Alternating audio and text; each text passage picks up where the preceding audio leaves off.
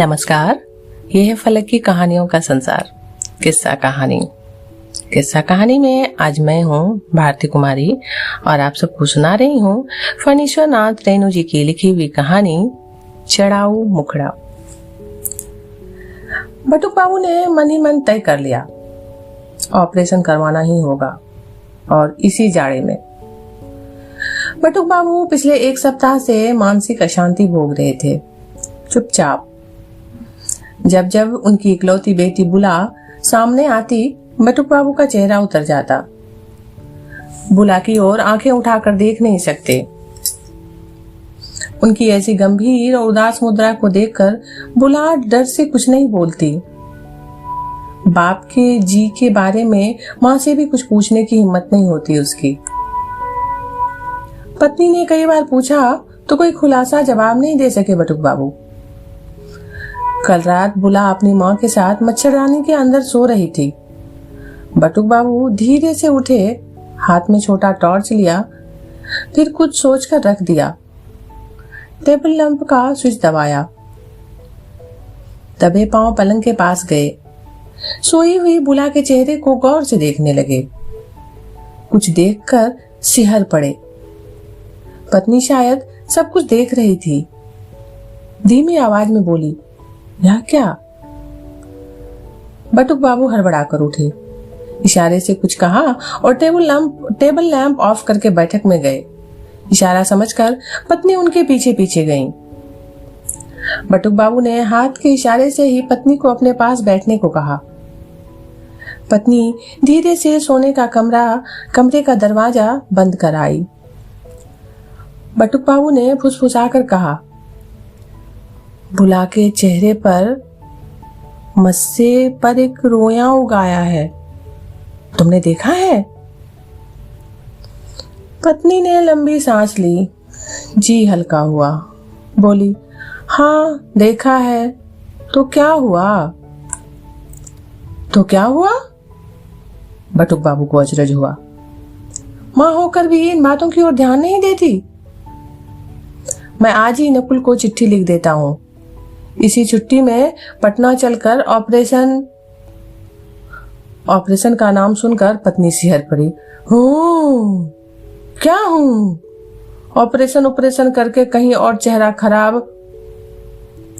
Plastic surgery के जमाने में भी तुम कैसी बात करती हो?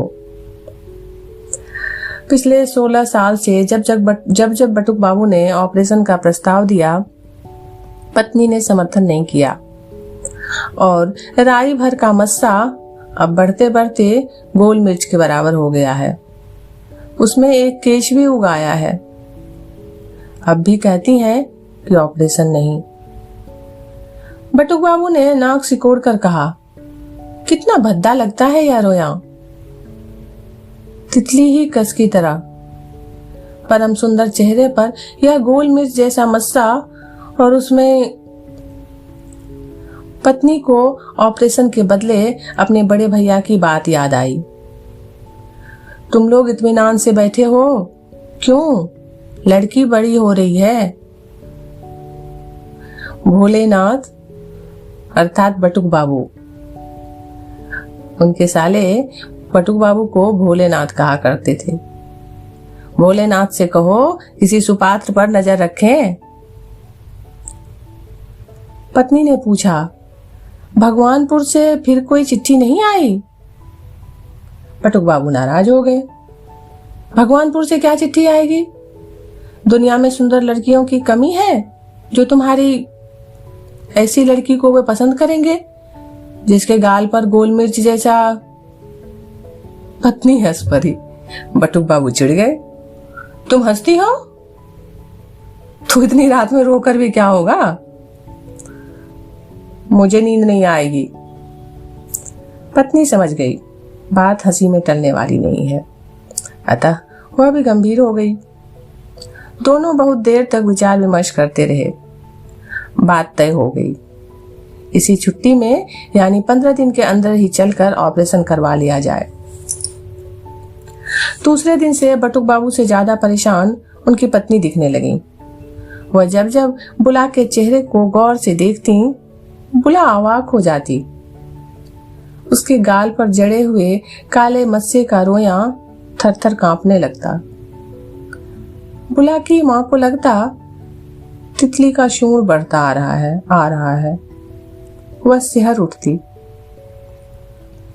पटना से बटुक बाबू के छोटे भाई प्रोफेसर नकुल बाबू की चिट्ठी आई और पति पत्नी ने पटना चलने का प्रोग्राम बना लिया। पास पड़ोस के लोग जान गए, लेकिन ऑपरेशन करवाने की बात उन्होंने किसी को नहीं बताई। क्या जरूरत।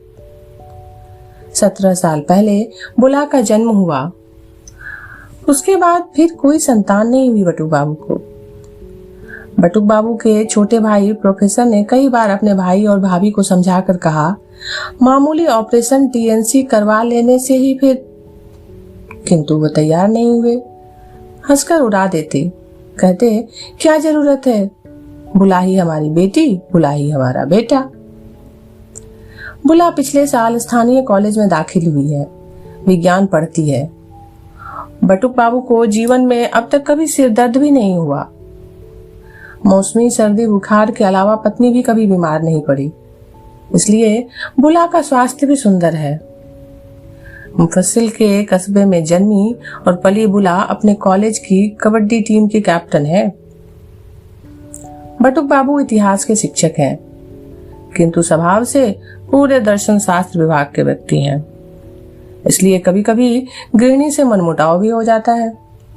5 साल पहले इसी तरह बुला को लेकर उन्होंने एक समस्या खड़ी कर दी थी अपने दिमाग में कि अपनी स्त्री से बार बार कहते, मां होकर भी तुम इन बातों का ध्यान क्यों नहीं देती। वह डर के मारे सूख कर कांटा हो गई है। समझती है कोई रोग हो गया है, उसको सिखाना होगा सैनिटरी टॉवेल और स्पंज का इस्तेमाल कैसे करें। तुम मां होकर भी इन बातों पर। बटुक बाबू को साहित्य और संगीत में तनिक भी रुचि नहीं। उपन्यास और कहानियों से उतना ही चिढ़ते हैं जितना सिनेमा और थिएटर से। इसलिए चाहते थे कि उनकी पत्नी और पुत्री भी कभी उपन्यास कहानी पढ़ें, ना सिनेमा थिएटर जाए। किंतु पत्नी महीने में 2-3 बार सिनेमा देख आती है। बुला उपन्यास कहानी पढ़े बिना रह ही नहीं सकती। बाप से तर्क करने लगी, बाबा तुम सभी को एक ही लाठी से हाँकते हो। अंत में मालूम हुआ कि बटुक बाबू उपन्यास कहानी के विरुद्ध नहीं, प्रेम विवाह यानी लव मैरिज के खिलाफ है। बुला हंसते हंसते लोटपोट हो गई थी। बुला कभी पटना नहीं गई थी, लेकिन काकी और चचेरे भाई बहनों के मुंह से बहुत बार पटना के मोहल्ले और सड़कों के बारे में सुन चुकी है। बांकीपुर स्टेशन पर पहुंचकर उसे लगा यहाँ वह पहले भी आ चुकी है। पटना आकर बुला को मालूम हुआ कि वह सैर सपाटे के लिए नहीं, उसके मस्से के ऑपरेशन के लिए पटना आना हुआ है। चचेरी बहन मीरा ने बताया था। बुला काकी के ड्रेसिंग टेबल के सामने आईने में अपने गाल के बड़े मस्से को देखती रहती है। सभी की नजर उसके चेहरे पर ही लगी रहती है। चेहरे पर नहीं, मस्से पर, मस्से में उगे हुए लोम को। उसकी अपनी ही आंखें अब हमेशा अपने गाल पर केंद्रित रहने लगी। प्रोफेसर नकुल ने प्लास्टिक सर्जन डॉक्टर चोपड़ा से बातें कर ली थी, इसलिए दूसरे ही दिन से सिलसिला शुरू हुआ। डॉक्टर चोपड़ा आए, मस्से को देखा, उंगली से छूकर देखा, अपने सहायक युवक डॉक्टर को कुछ नोट करवाया और चले गए। बटुक बाबू और उनकी पत्नी ने डॉक्टर चोपड़ा के सहायक युवक से एक ही साथ पूछा, आप कंपाउंडर हैं, स्टूडेंट? जवाब दिया हंसकर नकुल बाबू की बड़ी बेटी मीरा ने, कंपाउंडर स्टूडेंट नहीं, ये डॉक्टर हैं, स्टेट से आए हैं। किस स्टेट से? बटुक बाबू ने पूछा तो समझकर बोले, ओ। डॉक्टर उमेश बोले, खून की जांच। खून की जांच? बटुक बाबू अचरज में पड़े, छोटे से मस्से के ऑपरेशन के लिए भी खून की जांच? पत्नी बोली, मस्सा कोई रोग तो नहीं है? डॉक्टर ने बताया, एक ही किस्म की परीक्षा नहीं, आज WR के लिए खून देना होगा, कल आकर SR और टोटल डिफरेंशियल। बटुक बाबू ने पूछा, यह WR क्या है? वाशरमैन्स रिएक्शन। पत्नी बोली, इसमें धोबी की क्या बात? तो डॉक्टर ने समझाया, खून में गर्मी, सिफिलिस वगैरह के बीजाणु हैं या नहीं? डॉक्टर उमेश अपनी बात पूरी नहीं कर सके। बटुक बाबू ने घोर प्रतिवाद के स्वर में कहा, आप कैसी बात करते हैं, सिफिलिस गर्मी? डॉक्टर उमेश ने बताया कि बेकार बहस करने के लिए उनके पास समय नहीं है, बिना इस जांच के कोई ऑपरेशन नहीं हो सकता। किंतु बात सुलझने के बदले उलझती चली गई। बटुक बाबू को लगा डॉक्टर उमेश ने उनके पूर्व पुरखों को ही नहीं, उनकी पत्नी के दादे परदादे तक को भद्दी गालियां दे दी है। जरा भी शील स्वभाव नहीं, जो मुंह में आया बोलता गया। डॉक्टर उमेश ने बताया कि देर करने से पैथोलॉजी डिपार्टमेंट बंद हो जाएगा, फिर आज खून नहीं लिया जा सकेगा। बटुक बाबू अपनी स्त्री और पुत्री के साथ डॉक्टर उमेश की गाड़ी में जा बैठे। रास्ते भर वह मन ही मन कटते रहे। जब मेडिकल कॉलेज के पैथोलॉजी डिपार्टमेंट में पहुंचे तो उनको लगा उनकी देह में दुनिया भर के बुरे छुतैले रोगों के कीटाणु कुल बुला रहे हैं। बेंचों पर बैठे हुए बरामदे में आसपास खड़े लोगों से अपनी देह बचाकर वे एक किनारे नाक पर रुमाल डालकर खड़े रहे। पत्नी को मिचली आने लगी, किंतु डॉक्टर ने जब बुला का नाम लेकर पुकारा तो वह निडर होकर आगे बढ़ गई। बटुक बाबू और उनकी पत्नी को डॉक्टर ने अंदर नहीं जाने दिया। Only patient. डॉक्टर उमेश ने पूछा बुला से, डर तो नहीं लगता? बुला बोली, जी नहीं। सुई डॉक्टर उमेश ने नहीं, दूसरे डॉक्टर ने कराई। बहुत देर तक उन्हें नसी नहीं मिली। थोड़ा रक्तपात हुआ। डॉक्टर उमेश पास खड़े थे और बुला को भरोसा दे रहे थे। बुला डॉक्टर उमेश के साथ बाहर निकली। उन्होंने देखा सीढ़ियों से नीचे बटुक बाबू सिर थाम कर बैठे हैं और पत्नी अखबार से उनके सिर पर हवा कर रही है। बटुक बाबू ने खिड़की से झांक कर देखा था, बुला के लहू लुहान बांह से टप टप कर चूता हुआ खून। बस चक्कर आ गया। डॉक्टर उमेश ने बताया कि SR के लिए अब यहाँ आने की जरूरत नहीं होगी, घर पर ही खून ले लिया जाएगा। रास्ते में बटुक बाबू के मुंह से एक बार फिर निकला, एक छोटे से मस्से को काटने के लिए इतना हंगामा? डॉक्टर ने कहा, फर्ज कीजिए मस्सा काटने के बाद खून बंद नहीं हो तब? ऐसा भी होता है? बटुक बाबू की आंखें गोल हो गई। हाँ, इसीलिए इतनी परीक्षा और जांच करनी पड़ती है। बुला की मां ने पूछा, तब तो मामूली नहीं, खतरनाक ऑपरेशन है यह। है तो मामूली ही, लेकिन खतरा तो है। फर्ज कीजिए घाव बिगड़ जाए तो? ग्राफ्टिंग करना होगा ना। ग्राफ्टिंग क्या? जिंदा चमड़ी की चिप्पी। जिंदा चमड़ी? हाँ, किसी अंतरंग भाग के शरीर से चमड़ी निकालकर। किसकी? किसके शरीर के दूसरे भाग की? रोगी की। इस बार ऐसा लगा कि पति पत्नी दोनों एक ही साथ बेहोश हो जाएंगे, लेकिन बुला चुपचाप बैठी मुस्कुराती रही। डेरे पर पहुंचकर बटुक बाबू ने नकुल बाबू से सारा किस्सा बताया। नकुल बाबू हंसे, बोले, भैया आप लोग नाहक क्यों परेशान होते हैं? कल से जहां कहीं भी जाना होगा बुला के साथ मीरा जाएगी। डॉक्टर उमेश सुबह आकर बुलाकर खून ले गए और बुला को 10 बजे डॉक्टर चोपड़ा के क्लिनिक में बुलाया। बुला के साथ मीरा गई। बटुक बाबू ने अपनी स्त्री से कहा, लगता है मामूली ऑपरेशन नहीं, लेकिन कोई चारा भी नहीं। पत्नी को अब भी मिचली आ रही थी। इशारे से बोले, अब भगवान जो भी करे। बुला और मीरा 2 घंटे के बाद लौटी। पति पत्नी धड़फड़ा कर उठे, मानो खोई हुई लड़की मिल गई। डॉक्टर उमेश सांझ को बुरी खबर ले आए। WR के लिए फिर से खून देना होगा, संदेहजनक है। सुबह बुला और मीरा फिर से गई और 4 घंटे के बाद लौटी।